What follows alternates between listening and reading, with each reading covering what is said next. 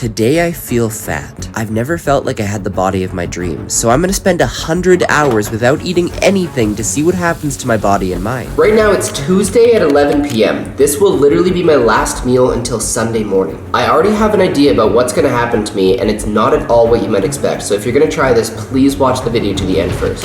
When I woke up the first morning, I wanted to go about my day as usual throughout this challenge to see if there were any noticeable changes to my body and mind. The only thing I'm allowed to have during this challenge is either water or calorie-free drinks. Because this is such an extreme challenge where my body might change drastically, I also wanted to see what was the difference between eating absolutely nothing and a huge surplus of food. So this is my friend Paul, who throughout these next 4 days, while I'll be eating nothing, will be eating at least 5,000 calories of clean food a day. This is double what I normally eat, and I'm excited to see what happens. I've always been on the skinnier side, especially when I played football, so I've always wanted to be bigger. I've seen some massive improvements since I started training 3 years ago, but I've never been on a proper bulk. We also decided to weigh ourselves in the morning. I weighed 159.4 and Paul weighed in at 165. And we each took a progress photo so we can compare it at the end and see if there's any differences in our bodies. Today is Wednesday, which is a very special day of the week. Normally in the morning I would just make myself some pre-workout and a protein shake, so not that much food. I normally don't eat until later in the day to help with productivity, but today, for breakfast, I get this glass of water. Since it's Wednesday, that means that Paul and I will be training boxing. We do this twice a week. I headed down, still full of energy from eating the night before, and used to not eating until afterwards. We've been training boxing for quite a while now, and something I've noticed is I can usually outlast Paul when it comes to cardio and endurance. I was curious to see if this would change during the challenge. Near the end of the workout, I started to feel a bit hungry because this is around the time that I would usually eat, but there was still a lot more to get done. Paul, how are you feeling? Not great. I feel full. Normally I don't eat anything before boxing, so it feels like it's weighing me down a little bit, you know? Paul needed to grab some food quickly. I didn't eat anything. And then we headed down to the gym. I don't eat a lot. I'm about to hit about 3,000 calories. That's more than I normally eat in a day, and it is 11:11. Now it's important to see what I do in the gym in order to compare it to how it may change over the next few days. Outside of all the endurance challenges I do, in the gym I train mainly for strength. At this point, I still had a reasonable amount of energy, but the hunger was definitely starting to get worse. However, just wait and see how this compares to what I went through on the very last day. After the gym, I went home to get a little bit more work done. I found it started to get harder to concentrate and I was feeling kinda tired. Eventually, it came to a point where I needed to distract myself in some way. And notice, this will become a much bigger issue as the challenge goes on. I've decided to go for a walk because I'm feeling like it's getting harder to think straight. Getting a lot harder to concentrate. The hunger kinda hurts. Definitely doesn't feel good. Usually getting outside and listening to music helps me concentrate. I'm not looking forward for tonight though. We let the day pass on to eventually see what the night had in store for each of us. I wasn't sure about Paul, but I already knew it was about to get rough for me. This is the last bite. This has been a lot harder than I thought it was. I'm so happy to be done. That night, I lay awake for hours and two things started to happen to my body. The first was the hunger began to hurt worse and worse. I couldn't take my mind off of it. All I wanted to do was sleep and let it pass by, but the second thing was stopping me. My mind was alert. Not the kind of productive alertness I wanted, but more like a fight or flight mode where my mind was thinking of every way it can get food. I tried to ignore it since it was only the first day of the challenge and I had to meet Paul at 9 a.m. again for boxing. Eventually, after several hours, I fell asleep.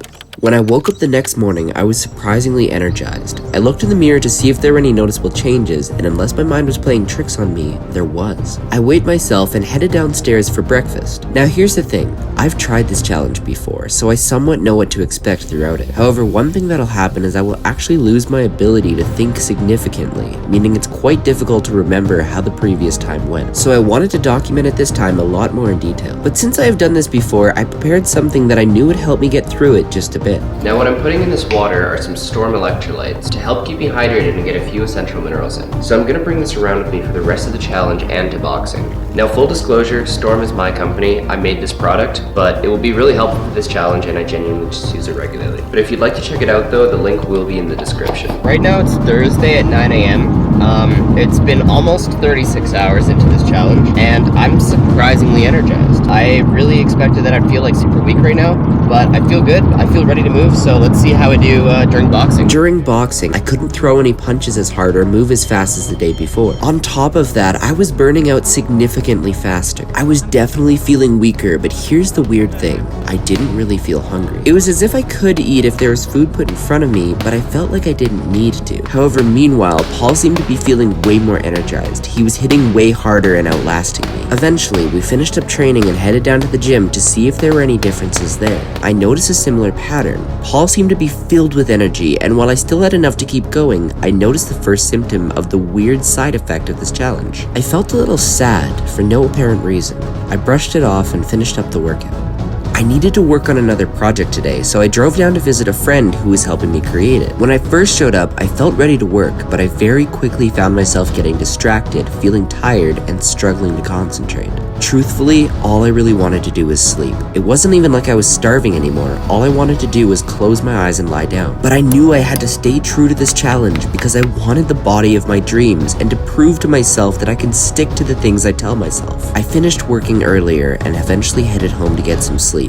However, again, I lay awake for hours. On day 3, I woke up around noon. It took me a while to force myself out of bed, but my goal today was to go to the gym and see how I'd perform. I feel absolutely exhausted, like I don't want to do anything, but I can't sleep. I really want to sleep, I'm so tired, but I can't. I got up last night, I put on this hoodie because I was extremely cold. I'm probably just gonna get colder, and now the hunger's starting to come back too, so I just don't feel great. Now I know what you're probably thinking at this point. You're probably wondering whether I have or am promoting an eating disorder. I'm not gonna try and dance around this topic, so let me tell you what you need to know. An eating disorder is categorized by 3 things. Restricting food intake, this can mean meticulous calorie counting or cutting out calories entirely. Binging, so eating large amounts of food at once. And purging, getting rid of the food either by bringing it back up or even through excessive exercise. And what I'm doing here would be considered an eating disorder if it weren't for one thing. Despite what I showed you at the beginning, I'm not actually doing this to try and lose fat. I'm doing this to show you the most important thing I've learned about my weight loss journey so far. Because trust me, what I'm experiencing right now is just the beginning, and what I'm about to go through for the next day and a half is unimaginable. This kid that you're looking at is me 3 years ago.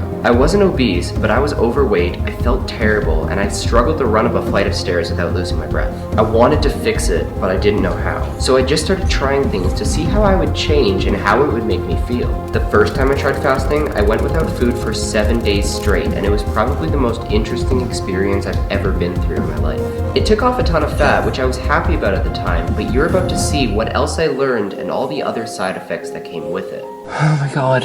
I just finished up in the gym, and all the hunger's coming back. I feel so weak and hungry, and Paul needs to eat more, but instead of going to sleep, I've decided to go out with him and watch him eat the food.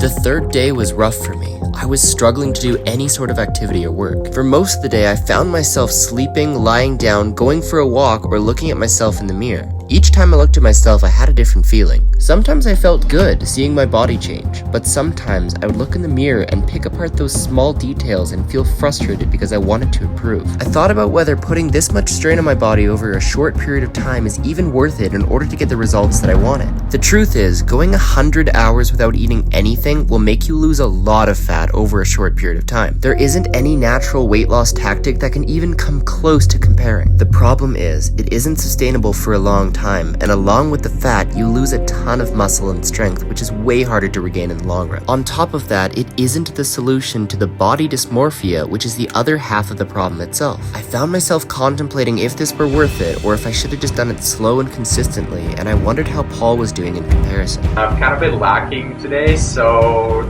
to catch back up, I just put 4 scoops of mass gainer in here, and this is gonna get me to where I need to be. That night, I went to bed early. I knew I'd be awake for a while, so I hoped to get some extra sleep. Now this is where the truth of the challenge comes out, as you're about to see what I went through on the final day. I got up after staying in bed for 16 hours, although I probably only slept for 6. I walked over to look at myself in the mirror and it felt completely unrecognizable from the few days before. However, my emotions felt oddly split. This is good enough, I thought. I'm happy with how I look. I just wanted to eat food, but at the same time, I felt disappointed. I was looking smaller and had lost some muscle. I tried to set aside the emotions and went downstairs to drink some electrolytes. As I was sitting there trying to drink, I felt miserable and overwhelmed. I wanted to cry. Suddenly, the weight of everything I still had to do dawned on me, and I began to feel really stressed in a way I hadn't in a while. My heart is racing. Just from walking downstairs, I feel extremely out of breath. I don't know what's going on. It wasn't like me, and I didn't know what was going on. I knew going on a walk would help me, but I felt so tired. Instead, I headed back upstairs to take a nap. When I woke up from my nap, I felt a bit happier. I had really pushed myself through another challenge, and even though I still had almost 20 hours to go, it always makes me feel good when I can prove to myself I've been able to push through something challenging. I got up and decided to go on that walk and get some work done after. As I left, the sun felt warm and it felt good. I felt weak though. The bones in my legs felt brittle as I walked, but I tried to think of how far I'd come, and this is where it happened. I felt emotional again. I thought of what I would work on when I got back. I couldn't remember what it was. I just kept walking, thinking of all the times I'd pushed myself to the limit in my other challenges. I didn't really want to do this anymore. I just wanted to eat. I started to notice more and more how much my whole body hurt and thought back to why I was doing the challenge in the first place. And I just couldn't remember. Did the appearance of my body really matter that much to me? Maybe it did, maybe it didn't. I didn't really care at this point, and that's when the most revolutionary idea I ever had hit me. I finally saw the correlation between everything. As I sat there, filled with emotion, I realized that's what guided me through everything.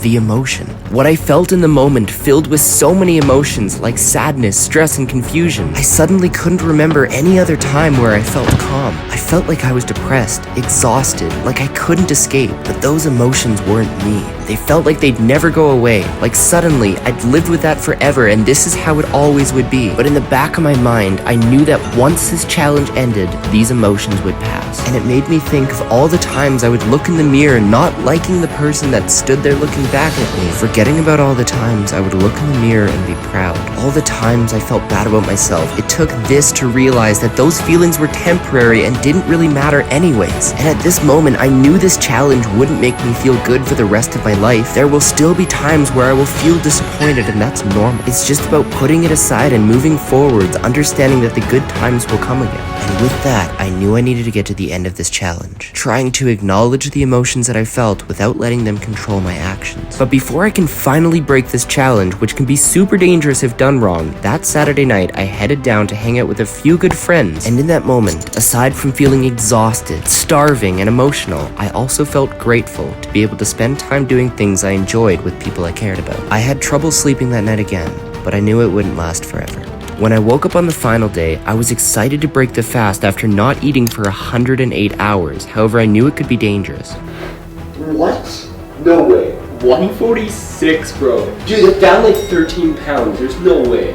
What? I couldn't eat too much or it would shock my body, and I restricted my carbohydrates for the first meal and slowly fed myself throughout the course of the day. It was a weird and amazing experience eating for the first time. Right now, it's been over 108 hours since I've last eaten. I'm so excited. But after the first bite, I felt a feeling of raging hunger that lasted for a while. But it was a feeling I knew that also wouldn't last forever.